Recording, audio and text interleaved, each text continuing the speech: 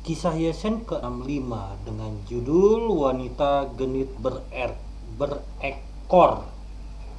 Selamat menyaksikan. Langit dan bumi adalah jarak dan istilah.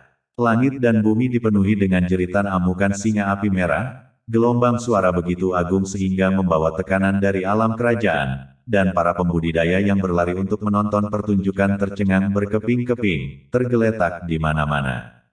Singa api merah yang marah mengamuk, mengejar 9 para raja di sekitar langit. Kesembilan raja berada dalam kekacauan yang mengerikan, dan tubuh mereka sakit karena kemarahan. Dan sebagai protagonis dari badai ini, Yesen sudah berada dalam lubang hitam spasial. Untuk tetap hidup, dia akhirnya bergerak untuk kabur dari roda abadi Dao Surgawi. Singa api merah adalah binatang iblis tingkat alam raja, begitu kuat sehingga menguncinya secara langsung, bersama dengan 9 raja semu, yang juga menatapnya, dan meskipun dia terampil dalam banyak teknik rahasia kabur, dia masih tidak bisa kabur. Dia tidak punya pilihan selain memindahkan Dao Surgawi. Kali ini ketika dia memindahkan Dao Surgawi, kekuatan murid yang dikonsumsi bahkan lebih besar daripada di Great Chu, semua karena masalah alam surgawi, di mana ruangnya padat dan ada juga kekuatan dunia bawah yang menekannya, membuat konsumsinya meningkat secara eksponensial. Dia tidak dalam kondisi yang baik saat ini, seluruh tubuhnya meneteskan darah dan tulang. Luka-lukanya tidak berasal dari singa api merah dan 9 para raja, tapi dari lubang hitam spasial. Sebelumnya, untuk menghindari singa api merah dan 9 raja semu, dia telah lenyap ke dalam lubang hitam spasial dan baru saja memasuki lubang hitam spasial ketika dia mengalami krisis. Matanya sedikit menyipit saat dia menatap ke kedalaman yang gelap. Cahaya abadi meluap, seperti lautan cahaya dan warna, dengan warna-warna aneh yang meletup-letup dan banyak penampakan misterius yang saling terkait. Tanpa sadar, dia membuka mata roda abadi dan mengumpulkan kekuatan pupilnya dengan harapan dia bisa mendeteksi ujung dari lautan cahaya abadi itu.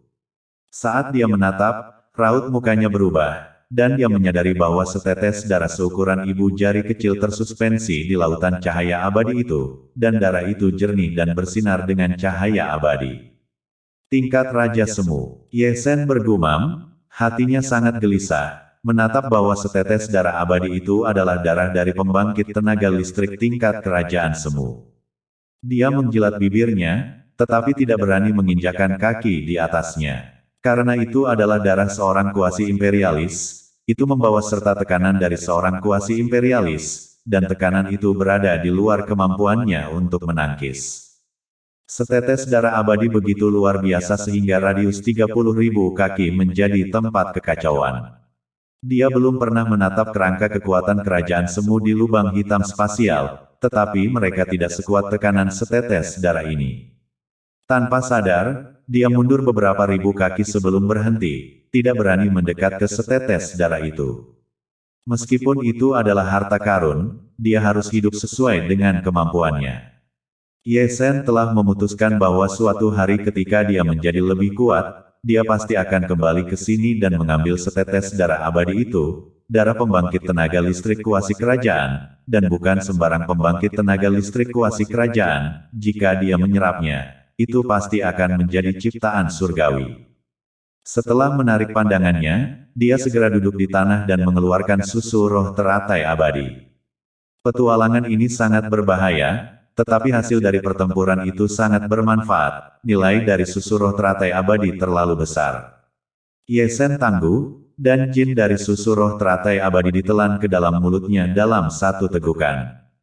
Pembuluh darahnya bergetar bersamaan saat teknik kekacauan beroperasi, menyatu dengan susu roh teratai abadi, dan energi ilahi yang terkandung di dalamnya diintegrasikan ke dalam tubuh Yesen, sementara luka gelap yang diderita Yesen terus-menerus terhapus di bawah nutrisi dari susu roh teratai abadi. Waktu berlalu dengan lambat, lubang hitam spasial masih tidak memiliki definisi waktu, dan tidak ada yang namanya siang dan malam, karena itu adalah kegelapan dari awal hingga akhir. Baru setelah 9 hari kemudian, Yesen, yang matanya tertutup, tubuh sucinya sedikit bergetar. Dengan seteguk udara keruh yang dihembuskan, dia perlahan membuka matanya. Dengan mengintegrasikan jin susu roh teratai abadi ke dalam tubuhnya, sebagian besar luka hitamnya telah terkikis, dan kekuatan tempurnya telah pulih hingga 71% hingga 81% dari puncaknya. Adapun luka hitam yang tersisa, semuanya berasal dari dampak roda dewa, dan itu bukanlah sesuatu yang dapat dipulihkan dalam semalam. Bagaimanapun juga, itu adalah luka hitam yang terakumulasi selama lebih dari 101 tahun. Sudah waktunya untuk pergi. Ye Shen bangkit, menatap ke lautan cahaya abadi, dan kemudian melemparkan roda abadi Dao surgawi untuk menghilang dari lubang hitam spasial. Hanya ketika dia keluar, dia menemukan, yang membuatnya kecewa, bahwa itu bukanlah langit dan bumi yang sama seperti sebelum dia memasuki kehampaan. Itu sangat jauh berbeda. Ye Shen menatap ke kiri dan ke kanan sebelum dia menyadari bahwa dia setidaknya berjarak 101.000 mil jauhnya dari bagian langit dan bumi itu. Ye Shen mengerutkan kening, dia hanya bergerak 10.000 kaki di dalam lubang hitam spasial, tetapi dia salah lebih dari 101.000 mil. Bukannya situasi ini belum pernah terjadi sebelumnya, yaitu di Great Chu, ketika dagingnya dicuri. Dia menggunakan iluminasi surgawi untuk memukul lelaki tua bungkuk itu dengan sangat keras sehingga saluran spasial runtuh, menyebabkan pergeseran spasial super, bagian depan dan belakang seharusnya salah lebih dari 8 juta mil. Meskipun tidak separah waktu itu sedikit anti-konvensi. Setelah memikirkannya, Ye Shen berpikir bahwa itu masih merupakan masalah spasial di alam surgawi, yang masih berbeda dengan Great Chu dalam banyak hal. Lokasi di sini dan lokasi lubang hitam spasial tidak ada secara relatif. Itulah sebabnya bagian depan dan belakang tidak sejajar lebih dari 101.000 mil. Untuk ini, Ye Shen sudah memutuskan untuk mencari waktu luang untuk merenungkannya, tapi tidak sekarang. Apa? Pikiran Ye Shen bergetar hebat dan dia menatap ke kejauhan. Dia kemudian mengangkat tangannya dan mengetuk jari-jarinya secara berbeda, menggunakan evolusi tidak langsung untuk membuat proyeksi. Pria yang bereinkarnasi. Detik berikutnya, cahaya ilahi yang bersinar keluar dari mata Ye Shen. Dia mengambil langkah ke malam surgawi dan langsung menuju ke arah itu, pikirannya gelisah. Dia belum menghitung reinkarnasi siapa itu, tetapi dia merasa bahwa orang yang bereinkarnasi pasti seseorang yang sangat dia kenal. Tak lama kemudian ia menatap cahaya kemasan memancar dari langit di kejauhan, sangat terang dalam kegelapan malam. Elang emas yang menyala, di antara binatang buas, itu adalah binatang yang sangat mendominasi, yang belum pernah dia lihat di Great Chu, tetapi telah dilihat dalam gulungan rahasia, dan jelas merupakan binatang roh yang langka. Ye Shen sangat cepat, seperti surai dewa. Dalam penerbangan, dia sekali lagi mencubit jarinya dan menyimpulkan, menghitung reinkarnasi siapa itu. Elang kecil. Mata Ye Shen kabur saat ingatan berdebu terbuka. Itu adalah taman roh kecil klan Heng Yue, makhluk roh tingkat rendah, gelap dan tidak terawat, tinggal bersama Hua dan Zhang Fengyan, tidak pernah punya cukup makanan. Dalam kehidupan sebelumnya, dia adalah sejenis elang, dan setelah reinkarnasi, dia adalah jenis elang yang berbeda, tetapi garis keturunannya jauh lebih dominan daripada di kehidupan sebelumnya.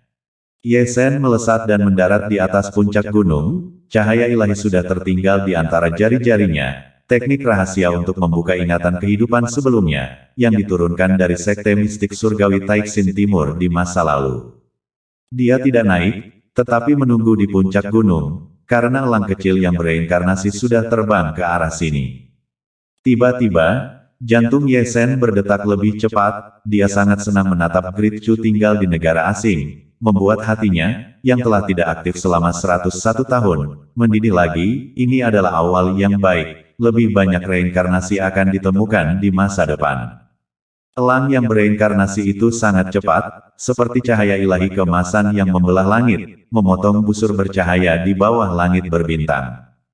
Ye Shen telah mengangkat kepalanya untuk menyerang cahaya ilahi yang membuka ingatan kehidupan masa lalunya ke dalam elang kecil yang bereinkarnasi.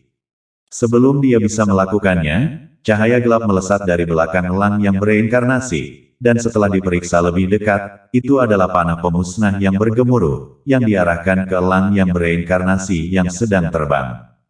Awas! Ye Sen mengubah raut mukanya dan melangkah keluar dari puncak gunung. Dia masih terlalu lambat, dan saat darah emas berceceran, elang kecil yang bereinkarnasi itu tertusuk anak panah dan jatuh dari langit palsu ke dalam hutan pegunungan. Kutu kupret. Ye Sen menukik ke bawah seperti surai dewa dan memberikan kekuatan lembut untuk menyeret elang yang bereinkarnasi yang akan jatuh. Dia langsung mencabut panah pemusnah yang tertancap di tubuh elang, menutup lukanya, dan menggulung esensinya ke dalam tubuh elang yang bereinkarnasi, menstabilkan jantung dan pembuluh darahnya serta mempertahankan hidupnya. Elang kecil yang bereinkarnasi meratap sedih, matanya yang tajam, diwarnai dengan cahaya yang ganas, tetapi saat ia menatap ke arah Ye Sen, ia menunjukkan sedikit kebingungan. Pemuda di depannya memberinya rasa kedekatan yang tak bisa dijelaskan. "Jangan takut, ada aku." Ye Sen dengan lembut membelai tubuh elang yang berlumuran darah dari elang yang bereinkarnasi, sama seperti dia membelai elang di kehidupan sebelumnya lebih dari 101 tahun yang lalu. Dia tiba-tiba bangkit dan menatap ke arah sosok manusia yang datang melintasi langit.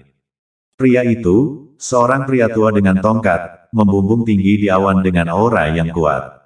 Anehnya, dia memiliki 3 mata, dan di tengah alisnya terdapat mata surgawi yang bersinar dengan cahaya ilahi yang misterius. Bukankah dia, jika dilihat lebih dekat, adalah orang tua bermata 3 yang sama dengan yang ada di malam itu? Pemuda berjubah putih yang terkait dengannya telah dipenggal oleh Ye Sen.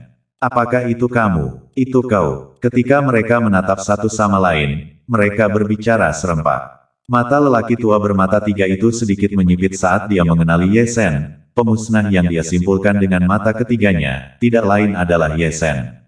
Adapun Ye Sen, dia belum pernah bertemu dengan orang tua bermata 3, tapi dia mengenali mata ketiga orang tua bermata 3. Sebelumnya, dia telah memenggal kepala pemuda berjubah putih itu, tetapi karena kecerobohan, dia tidak menanganinya dengan bersih, yang meninggalkan momok. Merasa ada yang memata-matai dirinya dengan teknik rahasia, perasaan itu persis sama dengan perbuatan yang muncul melalui mata ketiga orang tua bermata 3, dan dia yakin orang yang memata-matai dirinya malam itu adalah orang tua bermata 3 di depannya. Dia sangat yakin bahwa orang yang mengawasinya malam itu adalah orang tua bermata 3 di depannya. Mata orang tua bermata 3 itu penuh dengan cahaya yang ganas dan raut mukanya mengerikan. Pemuda berjubah putih adalah salah satu muridnya yang paling berjasa, tetapi dia telah mati dengan cara yang salah, dan selama ini, dia telah mencari pemusnahnya. Dia telah mencari pemusnahnya untuk waktu yang lama, dan sekarang dia telah menatap pemusnahnya secara tidak sengaja. Bagaimana mungkin dia mau menyerah? Dia menolak untuk berhenti, dan Ye Sen akan menyelesaikan skor dengannya. Dia menganggap elang kecil sebagai keluarganya, tetapi dia hampir terbantai. Hutang ini harus diselesaikan dengan senior bermata 3, dan dengan dendam pemuda berjubah putih, dia dan senior bermata 3 ditakdirkan untuk mati bersama. "Ayo musnah." Senior bermata 3 sudah menjulurkan telapak tangannya yang kering, menutupi langit dan bumi, dan meraih Ye Sen. "Karena kamu." Ye Sen mendengus dingin dan naik ke langit, Bastard Dragon Blade di tangannya, menebas aura pedang yang luar biasa, membelah tangan besar lelaki tua bermata 3 yang menutupi langit. Jika sebelumnya, dia mungkin sedikit lebih berhati-hati, karena dia tidak berada di puncaknya dan hanya memiliki kurang dari 41% dari kekuatan pertarungannya. Tapi sekarang, dengan 71% hingga 81% dari kekuatan pertarungannya pulih, dia memiliki kekuatan absolut untuk melawan Raja Semu secara langsung. Orang tua bermata 3 itu tampak tercengang saat tebasannya mundur. Dia tidak menyangka kekuatan tempur yang luar biasa seperti itu dari petarung alam surga tingkat pertama. Malam yang gelap, hutan pegunungan yang gelap, yang seharusnya damai, ternyata terdengar suara gemuruh. Menatap dari jauh, puncak gunung runtuh satu persatu, dan hutan pegunungan yang bagus menjadi hancur karena pertempuran antara Ye Sen dan lelaki tua bermata 3. Di bawah, elang kecil yang bereinkarnasi, yang diberkati oleh cahaya ilahi, memandang malam surgawi dengan raut muka bingung, matanya yang tajam tertuju pada tubuh Ye Sen. Ia tidak tahu mengapa Ye Sen telah menyelamatkannya, dan karena alasan itu ia tidak ragu-ragu untuk melawan Raja Semu dengan darah, tetapi ia memiliki perasaan yang sangat akrab dan tidak dikenal terhadap Ye Sen, yang agak akrab, seperti kerabat yang sudah lama tidak dilihatnya. Saat ia menatap, darah terus mengalir dari langit di atas malam, berwarna keemasan dan merah. Pertarungan antara Ye Sen dan pria tua bermata tiga itu sangat tragis. Tingkat pertama dari alam surgawi, melawan Raja Semu dengan darah. Saya khawatir tidak ada yang akan mempercayainya jika tersiar kabar. Dia tidak hanya meremehkan Ye Sen, tingkat pertama alam surga, tetapi kehebatan pertempuran Ye Sen dan pemahaman Dao telah menyegarkan persepsinya. Dari mana dia tahu bahwa pemuda di seberangnya memiliki rekor pertarungan yang mendominasi? Pemahaman Ye Sen tentang Dao telah jauh melampaui ekspektasi lelaki tua bermata tiga itu. Setelah pernah bertarung dengan seorang raja, dan memenggal kepala Raja Agung itu, sublimasi pemahamannya tentang Dao semuanya berasal dari pertempuran dengan Raja Iblis Surgawi. Ciptaan semacam itulah yang memberi kekuatan pertempuran Ye Sen yang kuat, sentuhan tambahan amarah dan Dao yang masuk jauh ke dalam jiwanya, jenis amarah dan Dao yang tidak dapat dikembangkan oleh pembudidaya lain dalam hidup mereka. Tidak, Anda adalah tubuh suci kuno yang sunyi. Di tengah-tengah pertempuran besar, lelaki tua bermata tiga itu berteriak kaget, seolah-olah dia telah menatap rahasia Ye Sen melalui mata ketiganya. Aura tajam dan menakutkan meledak dari mata orang tua bermata tiga. Tubuh suci kuno yang sunyi, garis keturunan yang menentang surga, bahkan tidak ada yang bisa diproduksi dalam 101.000 tahun, tak terkalahkan di kelas yang sama, terdaftar sebagai satu-satunya di antara garis keturunan yang tak terhitung jumlahnya yang bisa setara dengan warisan raja. Setiap tetes darah suci bisa disebut sebagai obat ilahi.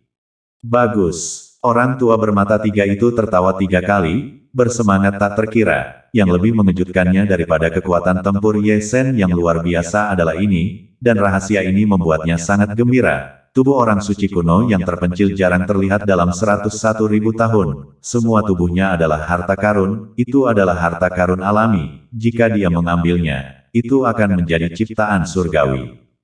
Roh asli keluar dari tubuh. Orang tua bermata tiga itu bahkan tidak memikirkannya, dia langsung keluar dari tubuhnya, berubah menjadi cahaya ilahi, dan langsung mendatangi Ye Sen, ingin mengambil alih tubuh suci Ye Sen.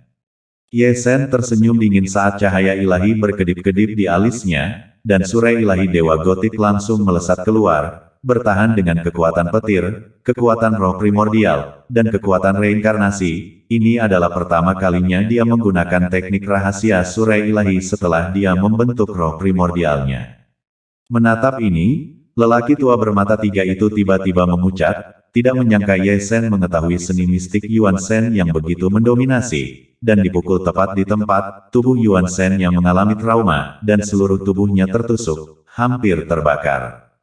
Kutu kupret, wajah senior bermata tiga itu galak saat dia mundur selangkah, ingin kembali ke tubuh fisiknya dan kemudian perlahan-lahan menghabisi Ye Sen. Dia telah keluar dan masih ingin kembali, itu tidak akan semurah itu. Ye Sen tertawa dingin saat dia mengambil langkah untuk mengecilkan tanah, lalu menggeser langit dan mengubah posisinya dengan tubuh fisik senior bermata tiga pada saat senior bermata tiga akan kembali ke tubuh aslinya. Kamu, senior bermata tiga tiba-tiba berubah warna dan lengah, tetapi terlempar keluar oleh tebasan Ye Sen. Dagingmu, aku akan menerimanya. Ye Sen membalikkan tangannya dan meraih daging lelaki tua bermata tiga itu, langsung menyegelnya ke dalam kuali Dewa Kekacauan. Ribuan kaki jauhnya, orang tua bermata tiga memperbaiki bentuknya, tetapi raut mukanya sangat ganas. Sebelumnya, dia terlalu bersemangat untuk sukses dengan cepat, hanya ingin segera merebut tubuh suci drakonik Ye Sen. Itulah sebabnya Yuan Shen-nya keluar dari tubuhnya. Ye Sen lebih sulit dari yang dia bayangkan, dengan semua jenis teknik rahasia keluar, dan dia tertangkap basah oleh serangkaian pukulan.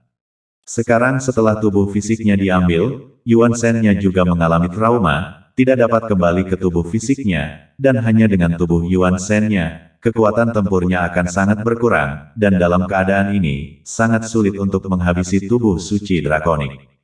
Dibandingkan dengannya, Ye Sen tersenyum cerah. Jika dia ingin memenangkan pertempuran dengan Raja Semu, bahkan dengan kekuatan tempurnya, dia kemungkinan besar akan dipukuli sampai mati, tetapi lelaki tua bermata tiga itu terlalu percaya diri dan mempermalukan dirinya sendiri, memberinya kesempatan untuk memanfaatkan situasi. Jauh lebih mudah untuk mengambil tubuh Yuan Shen daripada Raja Semu. Orang tua bermata tiga itu terguncang dengan amarah, tidak ingin menyerah pada hal ini. Tubuh suci yang sunyi, jarang ditemukan dalam 101.000 tahun. Ini adalah kesempatan yang sulit dipercaya. Keserakahan membuatnya lupa akan krisis yang dialaminya. Masih yakin bahwa kekayaan dipertaruhkan. Dia mempersembahkan senjata sihir miliknya sendiri, sebuah tungku perunggu, berwarna merah darah, berkedip-kedip dengan cahaya darah yang menakutkan. Tungku milikmu itu tidak bagus. Ye Sen mengambil satu langkah melintasi langit untuk menghabisinya, dan kuali ilahi kekacauan terbang keluar, mendaftar melintasi langit yang hampa, langsung menjadi 101 kaki besar, langsung menghancurkan tungku perunggu orang tua bermata tiga berkeping-keping, dan orang tua bermata tiga mengalami reaksi yang menakutkan, tubuh Yuan Shen-nya hampir habis. Hebat, besi ilahi Luo yang agung. Saat dia mundur, orang tua bermata tiga menatap kuali ilahi kekacauan di seberang langit void dengan kengerian di matanya, seolah-olah dia mengenali dari bahan ilahi apa kuali ilahi kekacauan itu ditempa, dan ketika dia menatap kata mengangkut armor surga yang mengelilingi kuali ilahi kekacauan, dia sangat terkejut sampai-sampai tubuhnya bergetar. Masih banyak lagi kesenangan yang bisa didapat. Suara Ye Sen tidak jelas, dan kuali dewa kekacauan segera dimiringkan, dan kekacauan ki di dalamnya seperti lautan. Kekacauan ki di dalamnya berguling seperti lautan, menghancurkan Void Sky, setiap helai kekacauan ki seberat gunung. Kuali kekacauan, orang tua bermata tiga itu menginjak mundur, dan saat dia mundur, dia berbalik dan kabur. Tripod ilahi yang ditempa dari besi ilahi Luo Agung, ki kekacauan dan kata-kata dari surga armor pengangkut, ketiga benda ilahi ini sendiri ditakdirkan untuk membuatnya kalah. Ye Sen mengangkat tangannya dan menunjuk jauh, mengeluarkan teknik rahasia kurungan. Lelaki tua bermata tiga itu, yang telah kabur tetapi hanya berjarak selusin meter, tubuhnya terikat. Orang tua bermata tiga menjerit dan membuka kurungan Ye Sen, tetapi merasakan mesin pemusnah yang dingin dan menusuk tulang di tulang punggungnya. Dia tanpa sadar berbalik, hanya untuk menatap lautan kekacauan. Lautan ki yang kacau bergulung, menyebabkan matanya langsung melotot, menyebabkan pupil matanya langsung menegang, dan yang bisa dia lihat hanyalah ketakutan. Tidak, orang tua bermata tiga itu menyesalinya, benar-benar menyesalinya, menyesal karena dia seharusnya tidak terlalu percaya diri untuk membawa malapetaka kematian. Orang tua bermata tiga itu tertelan, kewarasannya hancur menjadi abu terbang, hanya menyisakan kekuatan murni Yuan Shen-nya yang dimurnikan oleh ki kekacauan, yang kemudian ditelan ke dalam lautan dewa secara keseluruhan, menjadi makanan bagi Yuan Shen Ye Sen. Setelah menghancurkan lelaki tua bermata tiga itu, Ye Sen bergerak beberapa kali dan tiba di depan elang kecil yang bereinkarnasi. Menatap kedatangan Ye Sen, elang kecil yang bereinkarnasi itu mundur selangkah dan menatap Ye Sen dengan ketakutan. Seorang raja semu telah dipenggal, dan takut Ye Sen akan menariknya untuk memurnikan pil atau menarik garis keturunannya. Ye Sen tersenyum tipis dan menjentikkan cahaya ilahi ke alis elang yang bereinkarnasi. Tubuh elang kecil bergetar dan matanya yang ketakutan dan bingung berangsur-angsur menjadi jernih saat cahaya ilahi terus menyatu dengan Yuan Shen-nya, dan ingatan akan kehidupan lampaunya benar-benar terbuka pada saat itu juga. Sebuah dupa kemudian, mata tajam elang kecil ditutupi dengan air mata kristal saat dia memulihkan ingatannya tentang kehidupan masa lalunya. Kakak, elang kecil itu mengenali Ye Sen dan, seperti anak kecil, menerkam ke dalam pelukan Ye Sen, mendesis terus-menerus, seolah-olah dia mencurahkan pengalamannya selama 101 tahun yang terbuang percuma, dia tidak menyangka akan menatap Ye Sen di sini. Semuanya akan baik-baik saja. Ye Sen dengan lembut membelai elang kecil itu, matanya juga berlinang air mata. Seperti kata pepatah, ketika orang tua menatap orang tua, inilah gambaran mereka saat ini. Apa yang disebut perubahan kekuatan dan garis keturunan tidak akan pernah bisa mengubah kenangan berharga yang diendapkan selama bertahun-tahun. Keduanya segera meninggalkan tempat itu dan mencari hutan pegunungan yang tersembunyi. Elang kecil telah ditembak sebelumnya dan terluka parah dan perlu disembuhkan. Ye Sen tidak pelit dan mempersembahkan darah sucinya untuk membersihkan tubuhnya guna memulihkan lukanya. Menatap elang kecil dengan mata terpejam, Ye Sen mengungkapkan senyum lega. Elang kecil hari ini bukan lagi elang kecil yang lemah di kehidupan sebelumnya, membawa garis keturunan yang kuat dari elang emas berapi, dan tingkat kultivasinya bahkan lebih tinggi darinya, di puncak alam surga.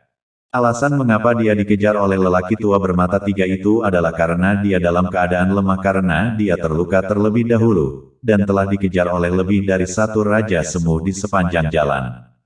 Ye Sen yakin bahwa dalam kondisi puncaknya, elang kecil jauh lebih kuat dari orang tua bermata tiga. Garis keturunan elang emas berapi bukan hanya lelucon, menurut rahasia kuno, nenek moyang elang emas berapi sebanding dengan Phoenix. Dengan senyum tipis sekali lagi, Ye Sen membalikkan tangannya dan mengeluarkan tas penyimpanan orang tua bermata tiga. Harus dikatakan bahwa koleksi lelaki tua bermata tiga itu jauh lebih besar daripada koleksi pemuda berjubah putih itu.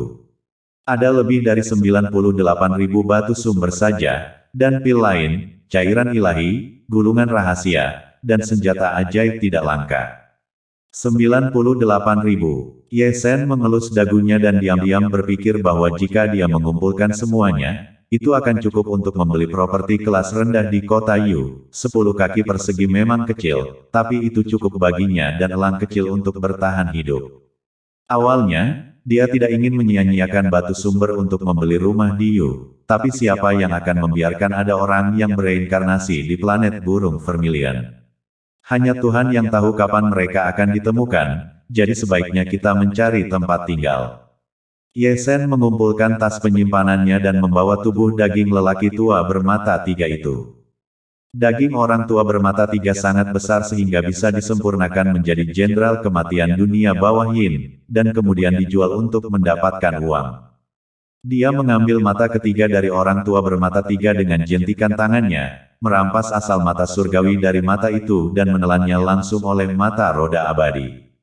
Mata ketiga dari orang tua bermata tiga benar-benar luar biasa, bukan hanya mata dewa biasa. Kemampuannya adalah menyimpulkan, mirip dengan evolusi Zutian, tetapi dibandingkan dengan evolusi Zutian, itu tidak sebagus itu. Hampir fajar ketika elang kecil itu membuka matanya. Setelah satu malam berkultivasi, elang kecil tidak hanya kembali ke kondisi puncaknya di bawah nutrisi darah suci Ye Sen, tetapi juga telah menerobos ke alam Raja Semu, dan bahkan Ye Sen merasakan perasaan yang sangat menindas. Ye Sen yakin bahwa elang kecil hari ini dapat bersaing langsung dengan singa api merah. Dengan desisan, elang kecil itu terbang ke langit dan langsung tumbuh setinggi 10 kaki, melebarkan sayapnya hingga 30 kaki, seluruh tubuhnya terbakar dengan api keemasan, setiap bulu elang setajam pedang emas, berkedip dengan kilau keemasan yang cemerlang, terutama mata elang, yang paling tajam dari semuanya, berkedip seperti aura ilahi, membuat orang tidak berani menatapnya secara langsung. Ayo pergi. Ye Sen tersenyum, dan dia melangkah ke malam surgawi. Dengan ceria, elang kecil itu mengikutinya, tubuhnya yang besar menyusut menjadi burung pipit emas seukuran telapak tangan, yang mendarat di bahu Ye Sen. Cahaya matahari yang hangat membanjiri seluruh Vermilion Bird Star, menambahkan mantel suci pada bintang merah menyala ini. Hari baru, perjalanan baru. Di kota Yudu, ada banyak pembudidaya yang masuk dan keluar, mereka yang bekerja sama untuk pencarian, mereka yang kembali untuk menyerahkan pencarian mereka. Kebanyakan dari mereka masih sibuk mencari uang, hanya berharap bisa membeli properti di Yudu secepatnya, sehingga mereka tidak akan gelisah sepanjang hari. Di atas langit, Ye Sen datang dengan pedangnya, dan ketika dia jatuh dari langit, dia langsung menuju gerbang kota. Dia sudah melepas topeng hantunya, mungkin karena tingkat kultivasinya biasa-biasa saja, tidak ada yang terlalu memperhatikannya. Pernahkah Anda mendengar bahwa singa api merah menelan Raja Semu? Tepat setelah dia mendarat, Ye Sen mendengar obrolan yang naik dan turun. Menelan Raja Semu, seseorang menarik napas dingin. Aku pernah menatap adegan itu benar-benar berdarah. Seekor singa api merah yang sedang mengamuk sangat menakutkan. Anak alam surga satu itu benar-benar sesuatu, aku pernah menatap yang berani, tapi aku belum pernah menatap pengganggu seperti itu. Seseorang menghela nafas. Sepertinya kita tidak bisa kembali ke hutan binatang iblis itu di masa depan, singa api merah sangat pendendam. Seorang pembudidaya yang lebih tua membelai janggutnya, untunglah bintang burung vermilion memiliki lebih dari sekedar hutan binatang iblis itu. Mendengarkan empat arah diskusi, Ye Sen tidak bisa menahan batuk kering, hatinya tidak bisa menahan diri untuk tidak berduka untuk Raja Paragon itu. Jika dia memanfaatkan kekacauan dan mencuri susu roh teratai abadi, Raja Paragon itu mungkin tidak akan mati. Ini adalah dunia para pembudidaya, di mana hukum bertahan hidup sangat kejam. Ye Sen sudah berada di bawah monumen batu tempat dia menyerahkan misinya. Ye Sen baru saja tiba dan telah menarik perhatian terlalu banyak orang. Belasan hari yang lalu, Ye Sen telah mengambil lebih dari 101 ubin batu giok misi dari sini dalam satu tarikan napas, yang mengejutkan mata orang-orang itu. Bahkan penjaga dari tadi tidak bisa menahan diri untuk tidak menatap ke samping, dan wajahnya masih sedikit gelap. Senior, tolong periksa. Saat kerumunan menyaksikan, Ye Sen menempatkan lebih dari 101 token giok misi dan lebih dari 101 elemen binatang buas iblis di atas meja giok. Buset, menatap 101 atau lebih elemen binatang iblis berlumuran darah, para pembudidaya yang berkumpul di bawah monumen batu tertegun sejenak. Lebih dari 101 elemen binatang iblis, itu lebih dari 101 binatang iblis. Hanya belasan hari untuk menyelesaikannya. Atau satu orang. Hutan binatang iblis sangat berbahaya, dan ini keluar dengan selamat dan sehat. Pandangan semua orang ke arah Ye Sen berubah menjadi aneh, terutama para pembudidaya yang sebelumnya mengejek dan mencemooh. 101 atau lebih elemen binatang buas itu seperti 101 atau lebih tamparan yang menamparkan wajah mereka. Tenanglah sejenak, dibandingkan dengan para pembudidaya itu, Senior Yudu, yang bertanggung jawab menerima tugas, jauh lebih tenang. Senior Yudu dengan hati-hati menghitung elemen binatang buas dari binatang iblis, ini adalah bukti selesainya misi. Tidak bisa rusak, mereka yang mengeluarkan misi pada dasarnya adalah alkemis. Mereka harus mengambil elemen binatang buas ini untuk membuat pil, jadi mereka tidak boleh ceroboh. Baru setelah penghitungan selesai, Senior Yudu tersenyum tipis dan menatap Ye Sen dengan kagum, memberinya tas penyimpanan. Terima kasih banyak Senior. Ye Sen menerimanya dengan panik, dan setelah memberi hormat sederhana, dia tiba di gerbang kota di bawah perhatian orang banyak. Ketika dia tiba di depan penjaga lagi, raut muka penjaga itu jauh lebih aneh. Sekali lagi menatap Ye Sen dari atas ke bawah, Ye Sen telah menjadi alien yang tak terdefinisi di matanya sejak awal. Saat dia menatap elang kecil berjongkok di bahu Ye Sen. Meskipun elang kecil itu adalah elang emas yang berapi-api, sekarang dia hanyalah seekor burung pipit kecil, tetapi mata yang tajam masih membuat tubuh penjaga itu bergetar. Rekan Taois, pegang batu sumbernya. Saat penjaga itu menatap elang kecil itu, Ye Sen telah memasukkan batu sumber ke tangan penjaga itu. Kali ini adalah batu sumber asli, bukan batu roh yang dia padatkan sendiri. Karena itu adalah batu sumber, penjaga secara alami tidak akan menghentikannya. Ye Sen sudah menarik napas dalam-dalam dan melangkah ke gerbang kota Yudu. Begitu dia masuk, gambar di depannya menyala terang, dan seluruh tubuhnya membeku di tempatnya.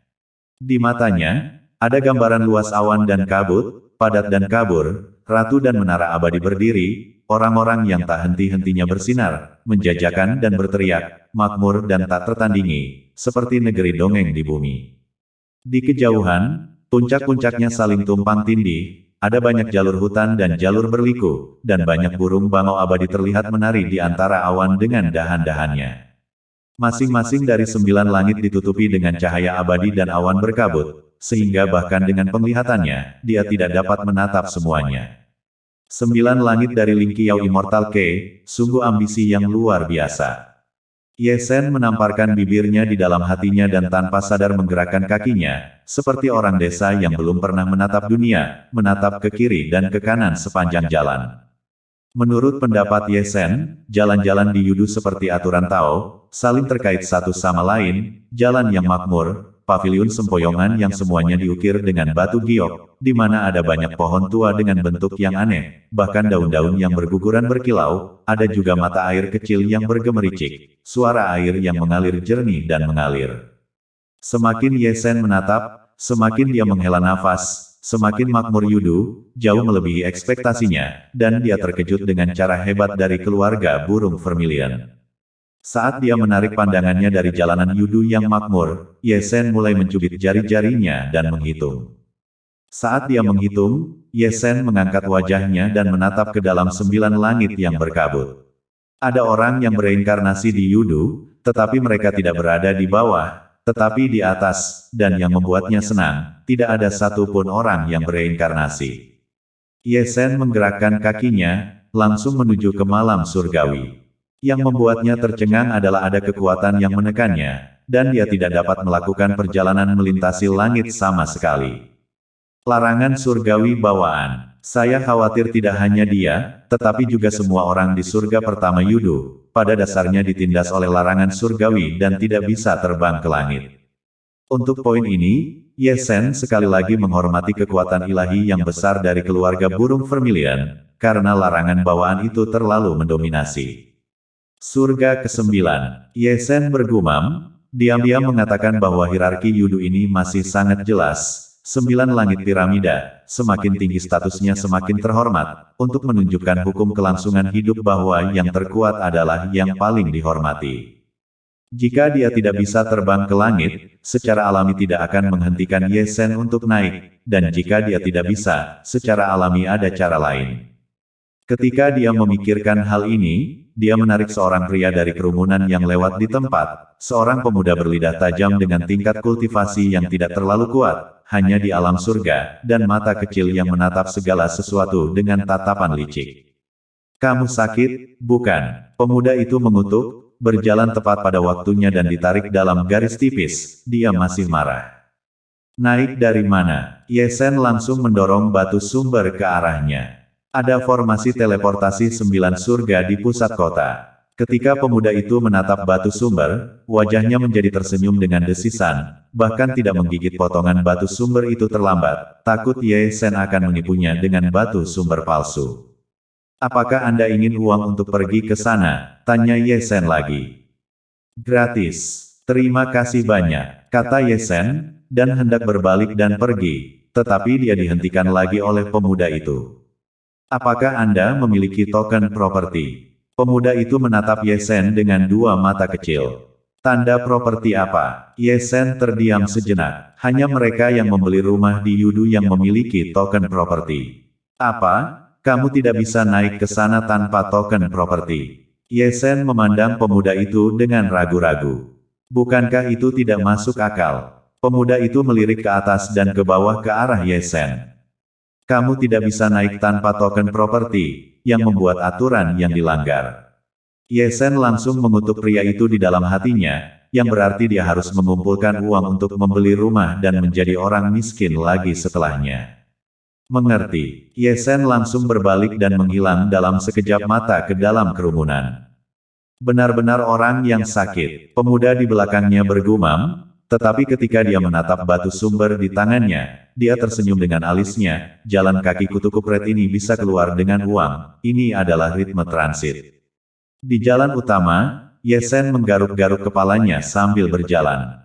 Untuk membeli rumah di Yudu, sebelumnya itu hanya sebuah pemikiran, bukan keharusan, tetapi selama ini, sangat tidak mungkin untuk tidak membeli. Ye Sen berbalik dan berjalan ke toko gadai yang tidak terlalu kecil. Pemilik toko adalah seorang lelaki tua yang gemuk, dan sudut mulut Ye Sen bergerak-gerak dengan keras saat pertama kali menatapnya. "Hal pertama yang perlu Anda lakukan adalah mendapatkan ide bagus tentang apa yang Anda cari."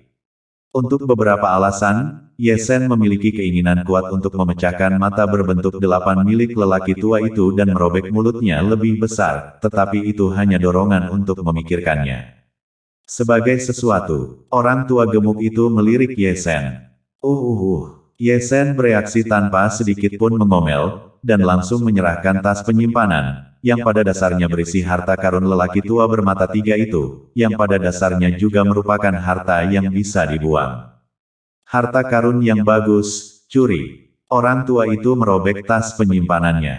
"Aku tidak memiliki kemampuan seperti itu." Ye Sen berdeham kering. 3.000 batu sumber. Orang tua itu tidak menyelidiki lebih dalam dan langsung mengutip harganya. "Pisau ini untukmu, silakan ambil." Ye Sen menarik tas penyimpanan kembali dan memberi lelaki tua itu pisau pemusnah babi. Setelah dia selesai, 3.000 batu sumber, bermain-main. Apakah Anda benar-benar mengira saya keluar dari sudut gunung? Jangan terburu-buru, harganya bisa dinegosiasikan. Orang tua itu menarik Ye Sen kembali. 10.000 batu sumber, ini, pisaunya dikembalikan padamu, silakan rampok. Orang tua itu meniup jenggotnya dan melotot, dan langsung mendorong pisau pemusnah itu kembali.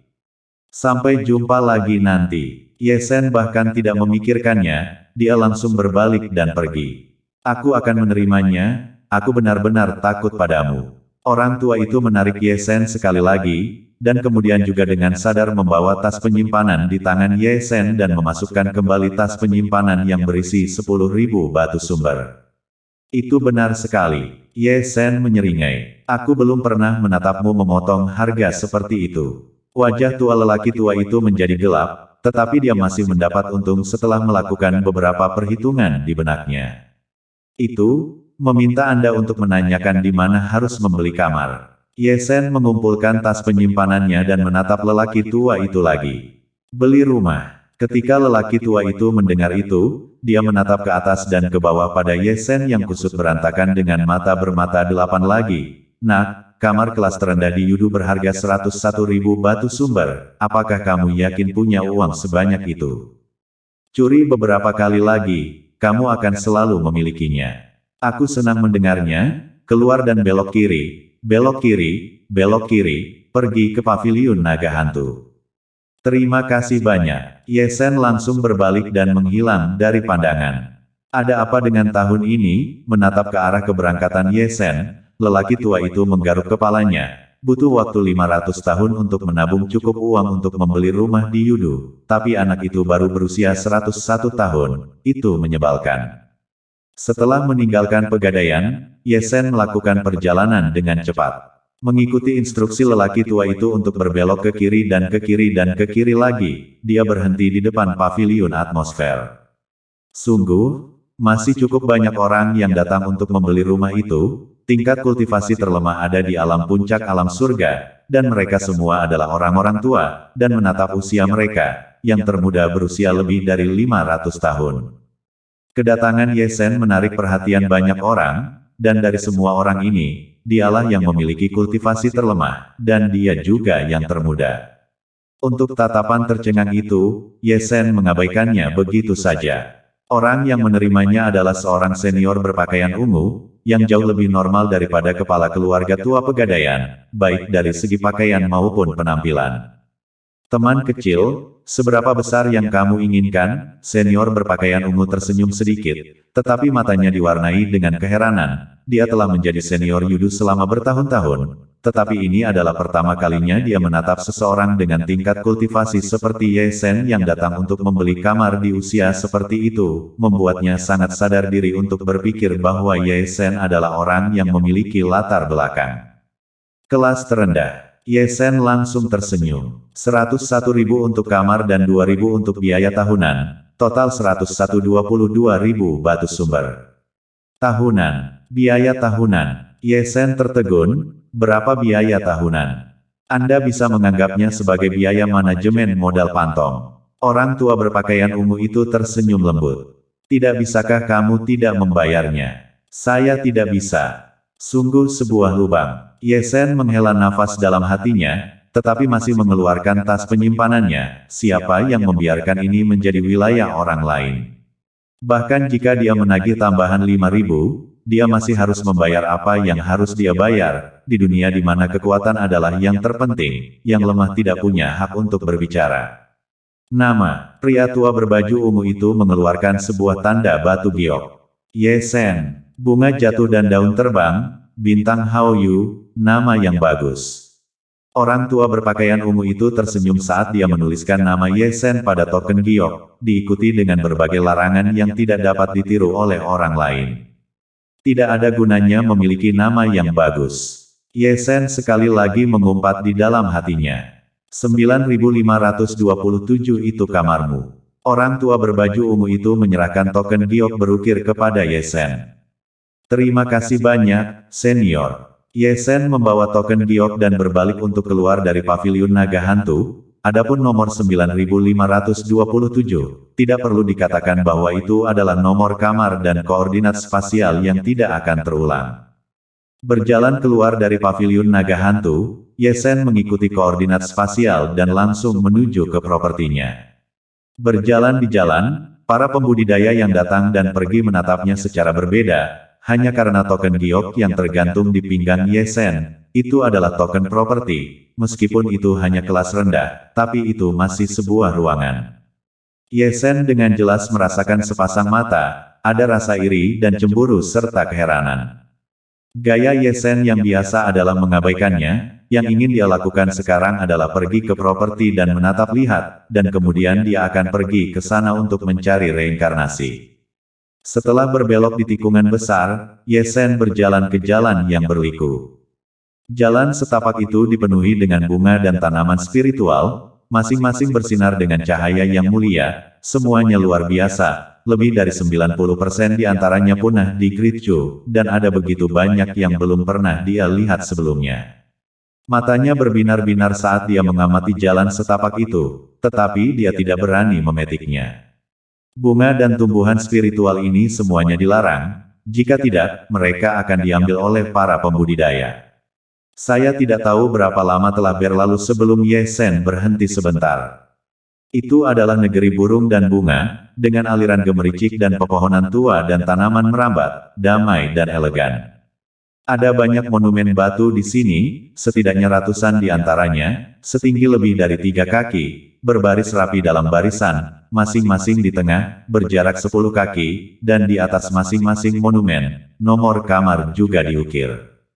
Ye Sen menggaruk kepalanya, raut mukanya sedikit aneh. Entah kenapa, ratusan monumen batu yang tersusun rapi itu tampak seperti batu nisan. Batu nisan atau bukan, Ye Sen berdeham dan berhenti di depan monumen batu paling tengah, yang memiliki nomor kamar 9, 5, 2, 7 terukir di atasnya. Sebelum dia bisa masuk, Ye Sen mendengar suara lembut. Seorang pria melangkah keluar dari pintu di sebelah monumen batu tanggal 9 Mei tahun 27. Itu adalah seorang pria tua, tepatnya seorang pria tua yang semprul, dan lebih tepatnya lagi, itu adalah pria tua semprul yang sama yang telah menjajakan harta karun di depan gerbang kota Yudu. Ye Sen langsung tercengang. Orang tua semprul itu juga tercengang. Apa-apaan ini? Membeli rumah. Orang tua semprul itu melirik ke arah plakat giok yang tergantung di pinggang Ye Sen, dan raut mukanya sama indahnya dengan raut muka Ye Sen sebelumnya. Belasan hari yang lalu, pemuda di depannya ini masih seorang pemuda miskin yang tidak punya apa-apa. Sudah berapa lama sejak itu, dia benar-benar membeli rumah dan bahkan menjadi tetangganya. Ini adalah pukulan telak. Tuanku memberikannya padaku. Ye Sen mengeluarkan alasan acak. Tuanmu cukup kaya. Orang tua semprul itu menghela nafas. Begitulah. Ini burung bagus milikmu. Jual padaku. Orang tua semprul itu menatap elang kecil yang berjongkok di bahu Ye Sen. Dengan matanya yang tua dan pedas, dia secara alami dapat menatap bahwa elang kecil itu luar biasa dan bisa lebih dari sekedar permukaan. Kamu serius? Ye Sen memandang elang kecil itu. Aku tidak bisa membuat keputusan tentang itu. Itu milik tuanku. Kamu bisa berbicara dengan tuanku. Itu tuanmu lagi. Di mana tuanmu duduk di sana? Saya akan berbicara dengannya. Orang tua semprul itu menyingsingkan lengan bajunya, tampak seperti ingin bertarung, dan menatap kuda-kudanya. Dia siap untuk meletakkan uang darahnya untuk membeli elang kecil itu. Mungkin sedang minum teh dengan Jubili sekarang. Su, burung vermilion. Saat dia mendengar nama itu, pria tua semprul itu langsung mundur, tiba-tiba merasakan sakit di wajah tuannya. Mengapa saya tidak melakukannya untuk tuan dan menjualnya kepada Anda? Ye Sen mengelus dagunya. Tidak perlu. Orang tua semprul itu melambaikan tangannya dengan panik, dengan wajah tersenyum, dan lengan baju yang dia tarik ke atas, dengan sadar menurunkannya lagi. Orang tua semprul itu tidak geblek, untuk bisa minum teh dengan Vermilion Bird, dia setidaknya berada di level kerajaan, dan berani membeli burungnya, kecuali jika dia tidak ingin berbisnis lagi. Orang tua semprul itu tidak tahu apakah Ye Sen membodohinya, tetapi dia lebih suka mempercayainya daripada tidak, bagaimana jika itu benar.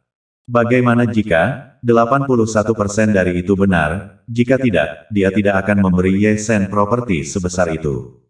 Saat keduanya berbicara, monumen batu lain di sebelah mereka bergetar dan sebuah siluet keluar, dengan suara yang sangat serpihan dan sikap yang menawan.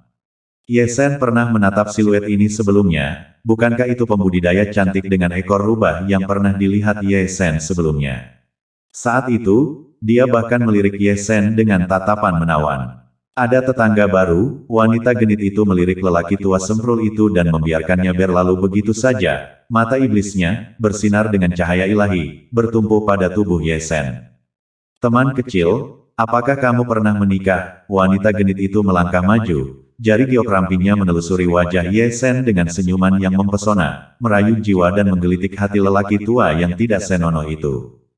Tidak pernah menikah. Ye Sen tertawa, berlidah untuk menjaga platform hatinya dan tidak jatuh di bawah mantra pesona rubah. Kalau begitu, apakah akan lebih baik untuk pergi dan duduk di tempat kakak? Wanita rubah yang menawan itu menggoda dagu Ye Sen, dan gaun neon yang dia kenakan, tergelincir setengah jalan ke bawah, memperlihatkan kulit kristal dan menebarkan aura yang membuat pria menjadi impulsif. Ye Sen baru saja melontarkan kata itu ketika dia disingkirkan oleh lelaki tua semprul itu. Taois wanita ini, sekali lagi Phantom, sejujurnya, saya juga belum menikah, saya masih bujangan. Pria tua semprul itu mengusap rambutnya yang seperti sarang ayam dan sekali lagi dengan sadar merapikan pakaiannya.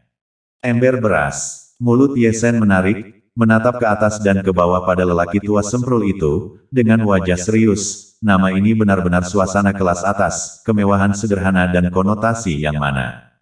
Kenapa aku tidak datang dan duduk di tempatmu? Kalau tidak, kamu bisa datang dan duduk di tempatku juga. Pria tua yang semprul itu menggosokkan kedua tangannya dan menatap wanita genit dengan wajah semprul. Sebuah tenda kecil terlihat di tubuh bagian bawahnya. Aku tidak tertarik padamu, pergilah. Teman Taois, itu tidak benar, kamu tidak mengenalku. Aku orang yang sangat konotatif. Apakah Anda ingin bertikai? Hentikan, kamu tidak bisa mengalahkan saya. Berisik. Saat kedua pria itu bertarung, monumen batu lainnya bergetar dan seseorang melangkah keluar, dan bukan hanya satu orang, tetapi 8 orang. Menatap ini, tidak hanya Ye Sen, tetapi bahkan lelaki tua semprul dan wanita genit itu tidak bisa menahan diri untuk tidak menarik sudut mulut mereka. 8 orang, tinggal di satu properti, 10 kaki persegi, tidak ramai. Kedelapan orang itu, masing-masing dengan wajah tua mereka sehitam arang, akan mengira bahwa mereka baru saja dipukuli jika mereka tidak tahu. Ye Sen berdeham dan tanpa sadar menyentuh ujung hidungnya. Dia telah menatap 8 orang ini sebelumnya, mereka adalah orang-orang yang telah merebut susu teratai abadi dari singa api merah di hutan binatang iblis, jadi tidak heran jika mereka semua memiliki wajah hitam. Ye Sen sangat curiga bahwa properti ini bukanlah mereka berdelapan yang tinggal bersama, seharusnya 9, dan untuk orang ke-9, sudah dihancurkan oleh singa api merah, yang menyisakan mereka berdelapan. Yang membuat Ye Sen lega, ke-8 orang ini tidak mengenalinya. Yang membuat bola Ye Sen terluka adalah tetangga macam apa mereka. Di sebelah kiri adalah lelaki tua yang kasar, di sebelah kanan adalah wanita genit yang mempraktikkan seni rayuan, dan di belakang adalah 8 raja terpenting dengan kecenderungan kekerasan. Mengapa rasanya sangat tidak aman? Saya harus mengunci pintu di malam hari, pikir Ye Sen dalam hati, dan tetap membuka setengah mata. Berisik. 8 raja semu menatap Ye Sen dan yang lainnya dengan tatapan dingin, wajah mereka keras. Ke-8 orang itu telah dipukuli oleh singa api merah, masing-masing dalam keadaan celaka, dan semuanya bersembunyi dengan tenang untuk memulihkan diri dari luka-luka mereka. Tetapi Ye Sen lah yang terbangun oleh suara itu, ditambah dikasihani, dan menahan amarahnya di dalam hatinya, dan khawatir dia tidak memiliki tempat untuk melampiaskan amarahnya. Kalian bicara. Ye Sen mengeluarkan batu kering lagi, mengeluarkan token properti, melambaikan tangannya, pintu batu bergetar dan langsung terbuka, dia mengangkat kakinya dan masuk. Setelah dia pergi, 8 raja para juga kembali satu demi satu, tidak lupa memelototi wanita genit dan pria tua semprul itu sebelum mereka pergi.